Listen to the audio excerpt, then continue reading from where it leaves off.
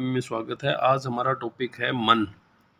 नौ कारण द्रव्यों के अंदर जैसे हमने पहले प्रीवियस वीडियो के अंदर आत्मा को पढ़ा, पहले हमने पंच महाभूत को पढ़ा, फिर डिटेल्ड में, फिर अब आत्मा को पढ़ा, फिर अब पढ़ेंगे मन को। ये है आज हमारा टॉपिक, मन का निरूपण। वन बाय वन करके देखते हैं कैसे क्या है।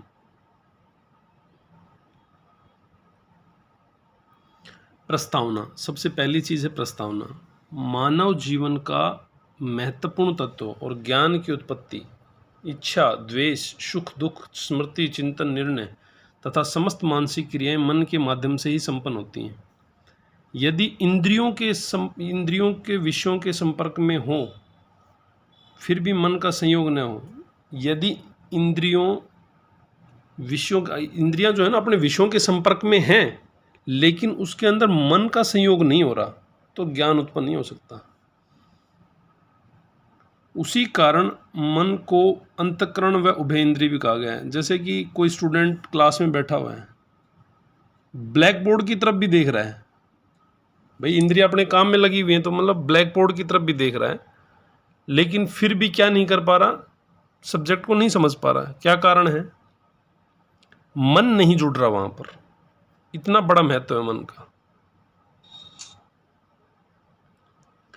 ठीक है, अब कह रहा है कि इसलिए वो चीज़ हमें, मन बहुत इंपॉर्टेंट चीज़ है। मन की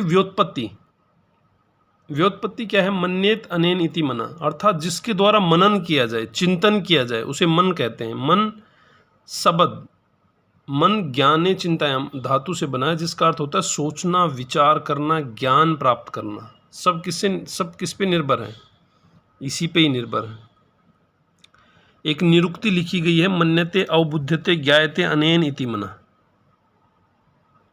ठीक है, वो भी इसी चीज़ से लिंक है हमारा। लक्षण के अंदर अगर हम बात करें, पहले परिभाषा कर देते हैं। न्याय और वैशेषिक दर्शन ने कहा है कि मन एक ऐसा द्रव्य है जिसके संयोग से ही आत्मा को ज्ञान प्राप्त होता है। हमने बताया था ना पहले कि मन एक कड़ी का काम करता है। किसके बीच में? इंद्रियों के बीच में और आत्मा के बीच में। मन ही एक ऐसी चीज़ है जो क्रियावान है पर अचेतन है। आयुर्वेद क्या कह रहा है? आयुर्वेद के अनुसार मन आत्मा व शरीर के मध्य सेतु का काम करता है। ठीक है, एक लिंक का काम करता है जो समस्त मानसिक क्रियाओं व शारीरिक क्रियाओं का संचालन करता है। ठीक है, उसके बाद हमारा अगला टॉपिक है मन का लक्षण क्या है। श्लोक लिखा हुआ है वैशेषिक सूत्र के अनुसार। ये भी है, एक श्लोक और है किसके अंदर? चरक संहिता के शारीर स्थान के अंदर कतिधा पुरुषीय अध्याय के अंदर एक श्लोक लिखा हुआ है। लक्षणम मनसो ज्ञानस्य अभाव भाव एवं च स अति आत्मेश इंद्रियार्थम सन्निकर्ष न वर्तते वैवर्त्यानाम न मनसो ज्ञानम सानिध्य तच वर्तते। ऑल ओवर इसका कहने का अर्थ यही है। मन का जो लक्षण में ये कहना चाह रहा है, जो कतिधा पुरुष अध्याय के अंदर कहा गया है मन का, यदि मन एक साथ सभी इंद्रियों से जुड़ा होता है तो मनुष्य एक ही क्षण में रूप, रस, गंध, स्पर्श और शब्द का ज्ञान प्राप्त कर लेता है, परंतु ऐसा नहीं होता है। मन एक समय में केवल एक ही इंद्रियों से संयोग करता है, इसलिए ज्ञान क्रम से उत्पन्न होता है। जैसे कि आप पुस्तक पढ़ते समय कई बार सामने से आवाज़ आने पर भी ध्यान नहीं आता, और संगीत सुनते समय यदि मन कहीं और है तो गीत सुनाई तो देता है पर आप समझ नहीं पाते हैं। ये मन का लक्षण है। अब इसमें एक चीज़ और ऐड कर देता हूँ मैं, मन के पर्याय क्या क्या हैं। अतीत इंद्रिय इसको कहा गया है, सत्व कहा गया है, सिनोनिम्स जो हैं चेतस, चित्त, चेत, हृदय और मानस, ये मन के पर्याय हैं। अब उसके बाद है मन का द्रव्यता। वैशेषिक दर्शन के अनुसार मन 9 द्रव्यों में से एक है। हम पढ़ ही चुके हैं, हम वो उसी को अकॉर्डिंग पढ़ रहे हैं। पहले जो श्लोक में दिखा हुआ है आत्मा, मन, काल, दिशा और पंच महाभूत, तो पंच महाभूत हम पहले पढ़ चुके हैं। 9 कारण द्रव्य के अंदर इसका 9 कारण द्रव्य भी हम पढ़ चुके हैं डिटेल के अंदर, तो वो चीज़ हमें पता ही है क्या है क्या नहीं। मन के गुण क्या हैं? वैशेषिक दर्शन के अनुसार मन के गुण संख्या, परिमाण, पृथकत्व, संयोग, विभाग, परतव, अपरतव, संस्कार, वैशेषिक दर्शन के अनुसार है। लेकिन आयुर्वेद दृष्टि से जो है ना, संकल्प, विकल्प, चिंत्य, विचार, ऊया, देह, संकल्प, स्मृति, निश्चय। लेकिन ये सब चीज़ यहाँ लिखी हुई हमने, क्योंकि ये नोट्स प्रिपेयर किए तो उन्होंने इस तरीके से हमें दिया। लेकिन मैं और थोड़ा इसको बताऊं तो अर्थ और विषय जो है ना, ऑब्जेक्ट, उसमें आता है सिर्फ 5 चीज़ें: चिंत्य, विचार, ऊह्य, ध्येय, संकल्प, thinking, analysing, reasoning, concentration and determination. आप किसी चीज़ के बारे में चिंतन करोगे, चिंत्य हो गया, फिर उसको एनालाइज करोगे, आपने कोई एम बना लिया, वो चिंतन हो गया एक चीज़ का, फिर आपने उसको एनालाइज किया, उसका विचार किया कि मैं इसको इस तरीके से करूँगा, फिर आपके दिमाग में कुछ चीज़ के प्रति रीजनिंग हुई, फिर आपका ध्येय यानी कंसंट्रेशन बना, और फिर आपने डिटर्मिनेशन कर लिया, हाँ अब मेरे को ये काम करना है। तो वो चीज़ क्या होगी? वो चीज़ होगी हमारी विषय हो गया। अब बात करते हैं हम कर्म। ठीक है, मन का स्वरूप देख लेते हैं एक बार क्या है। मन अतीत इंद्रिय है, मन अनुपरिमाण है, परमाणु के समान सूक्ष्म है, मन नित्य है, प्रत्येक जीव में एक ही मन है, और मन अत्यंत शीघ्र गति करता है, बहुत स्पीड से चलता है, मन प्रत्यक्ष दिखाई नहीं देता, मन ज्ञान का साधन है।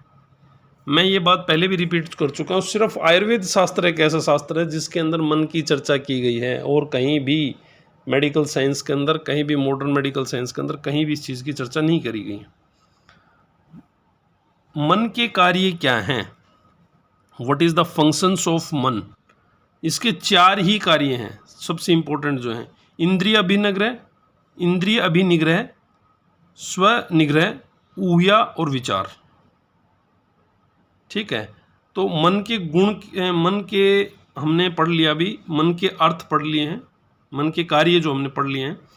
मन के गुण क्या हैं? मन के 2 ही गुण होते हैं, अणुत्व और एकत्व। मन के विषय एक बार फिर से रिपीट कर लेते हैं: चिंत्य, विचार, ऊह्य, ध्येय, संकल्प। चिंत्य, विचार, ऊह्य, ध्येय, संकल्प, ये मन के विषय हो गए हैं। मन के जो कर्म हैं वो 4 हैं: इंद्रिय अभिनिग्रह, स्वनिग्रह, ऊह्य और विचार। ठीक है, जो ज़्यादातर चीज़ें पूछी जाती है वो यही पूछी जाती हैं। ठीक है, अब मन में अब कह सकते हैं एक कतिदा पुरुष अध्याय के अंदर एक पॉइंट दिया हुआ है यहाँ पर कि ज्ञानोत्पत्ति कर्म। ज्ञान की उत्पत्ति का कर्म क्या है? जब मन जो है वो इंद्रियों के सहयोग करता है और उसके विषय को ग्रहण करता है, फिर मन द्वारा विषय के गुण व दोष की संकल्पना की जाती है, विश्लेषण किया जा रहा है, एनालिसिस किया जा रहा है, फिर निश्चयात्मक बुद्धि की उत्पत्ति होती है, और निश्चयात्मक बुद्धि की उत्पत्ति क्या कर लेती है? संकल्प ले लेती है, डिटर्मिनेशन कर लेती है। उसके बाद फिर हम कहते हैं तद अनुसार कार्य का परिवर्तन होता है, जिसको कहना या बोलना कहते हैं। ठीक है, तो आचार्य चरक के अनुसार जो इंद्रियां हैं वो भौतिक हैं, आयुर्वेद के अनुसार और चरक के अनुसार, बट सांख्य और सुश्रुत के अनुसार जो है वो इंद्रियां क्या हैं? अहंकारिक हैं, अहंकारिक हैं। वो डिटेल में पढ़ेंगे हम, अभी तो पदार्थ विज्ञान की दृष्टि से पढ़ रहे हैं इसको। तो मन का इंद्रियों के साथ संबंध कर रहा है, इसे ज्ञान की यही चीज़ बता रहा है कि भाई विषय, इंद्रिय, मन, मन के साथ आत्मा जुड़ती है, ज्ञान का बोध होता है, और सब चीज़ें हुई, हम बार बार फिर कर ही रहे हैं, ऐसा कोई है ही नहीं इसमें। इसमें एक सबसे इम्पोर्टेंट बात है कि मन उभय इंद्रिय है। उभय इंद्रिय ज्ञानेंद्रिय प्लस कर्मेंद्रिय, ज्ञान इंद्रियों को भी नियंत्रित करता है और कर्मेंद्रियों को भी नियंत्रित करता है। मन जो है ज्ञान इंद्रियों के संयोग से तो ज्ञान की उत्पत्ति करता है, और मन की प्रेरणा से ही कर्मेंद्रियां भी अपना अपना कार्य करती हैं। ठीक है, ये उभयात्मक मन है। ठीक है, अब आयुर्वेद के अनुसार मन के 2 प्रमुख दोष माने गए हैं, एक तो रज, एक तम। रज और तम ही 2 माने गए। सत्व तो जो है वो तो गुण है, मतलब एक टाइप से आप कह सकते हो कि वो तो एक अच्छी चीज़ है। अगर मेरा मन सत्व से भरा रहेगा तो मैं क्या करूँगा? मेरे अंदर ज्ञान होगा, शांति होगी, धैर्य होगा, विवेक होगी और प्रसन्नता होगी। ठीक है, अगर मेरा मन रज से भरा हुआ है तो मैं चंचलता रहेगी, क्रोध, काम, लोभ, अस्थिरता और उद्वेग रहेगा। और अगर तम ही हो गया, खत्म, तम का मतलब खत्म, आलस्य, अज्ञान, मोह, निद्रा, प्रमाद और जड़ता। मन का महत्व क्या है? मन के बिना कोई ज्ञान की उत्पन्न नहीं हो सकता, मन इंद्रियों के कार्य नहीं कर सकती, मन के बिना तो इंद्रियां भी अपना कार्य नहीं कर सकती। मन जो है शरीर और आत्मा के बीच में सेतु का काम करता है, एक पुल का काम करता है। मानसिक स्वास्थ्य संपूर्ण स्वास्थ्य का आधार है। मन की एकाग्रता से ही स्मरण शक्ति व निर्णय क्षमता बढ़ती है। जिस व्यक्ति ने अपने मन पे काबू पा लिया उसकी एकाग्रता यानी कि कंसंट्रेशन ऑटोमेटिक बढ़ती चली जाएगी। योग, ध्यान और आयुर्वेद में मन की शुद्धि को स्वास्थ्य व एवं मोक्ष का महत्वपूर्ण साधन माना गया है। मेरा तो ये मानना है कि आयुर्वेद को ज़्यादातर मानसिक रोगों पर बहुत अच्छा रिजल्ट है। अगर आप प्रॉपर तरीके से पेशेंट को देख रहे हैं, उसकी काउंसलिंग कर रहे हैं, तो आप उसके मन को ठीक कर सकते हैं। साइकोलॉजिकल हमारा तो काम ही क्या है, आयुर्वेद तो एक फिलोसफी है, मतलब आप कह सकते हो एक ज़्यादातर दर्शन ही तो है आयुर्वेद। अब एक आगे भी टॉपिक हम पढ़ेंगे कि आयुर्वेद को हम एक स्वतंत्र दर्शन भी मान सकते हैं, क्योंकि प्रतितंत्र जो सिद्धांत है, याद रखना इस पॉइंट को, कि प्रतितंत्र जो सिद्धांत है वो इसी के अंदर है। इसके ही कुछ प्रतितंत्र सिद्धांत है जिसके द्वारा हम कह सकते हैं कि आयुर्वेद भी अपने आप में एक इंडिपेंडेंट दर्शन है। ठीक है, एनसीआईएसएम ने ये ऐड किया है सिलेबस के अंदर अभी। तो इसको हम समरी अप कर लेते हैं एक बार। मन का 5 भौतिकता, ये सबको पता है आपको कि भाई ये, इसको भी थोड़ा एक बार, व्याधियों का अधिष्ठान मन है, ये भी एक बार देख लेते हैं। आयुर्वेद व्याधियों की उत्पत्ति जो है दोषों की विषमता के कारण मानता है। तो दोषों के जो आश्रय होते हैं वो दो चीज़ें होती है, एक तो शरीर होता है, एक मन होता है। शरीर में अगर कोई चीज़ कन्वर्ट होगी तो वो शारीरिक व्याधि क्रिएट करेगी, और मन जो है मानसिक व्याधि क्रिएट करेगा। मानसिक व्याधि के 2 टाइप होते हैं, उन्माद और अपस्मार, जो हमारे यहाँ बताए भी गए हैं। मन का 5 भौतिकता, सर्वद्रव्य 5 भौतिक, चरक ने कहा है, मन भी 5 भौतिक है। तो आयुर्वेद चिकित्सा प्रधान ग्रंथ है, और मन की चिकित्सा 5 भौतिक द्रव्यों के द्वारा की जाती है, और मन 5 भौतिक है। बस ये बात कह के यहीं हमारा ये हो जाता है। समरी अप हो गया। व्युत्पत्ति क्या गया, कहा गया है, लक्षण, द्रव्यता, स्वरूप, गुण। आयुर्वेद में विषय, इसके आयुर्वेद के अंदर जो बताया गया है, विषय क्या है, चिंत्य विचार ऊहा देह संकल्प, दोष, रज और तम, सत्वगुण श्रेष्ठ होता है। मुख्य कार्य क्या है इसके, व्हाट इज़ द, विषय तो हो चुका है ये, व्हाट इज़ द गुण, अणुत्व और एकत्व। कर्म क्या है, 4 ही कर्म है, इंद्रिय विनिग्रह, स्वनिग्रह, ऊहा और विचार। एकत्रित रूप से कहा जाए तो मन ज्ञान का साधन है, इंद्रियों का नियामक है, शरीर और आत्मा का सेतु है, एवं जीवन का मार्गदर्शक है।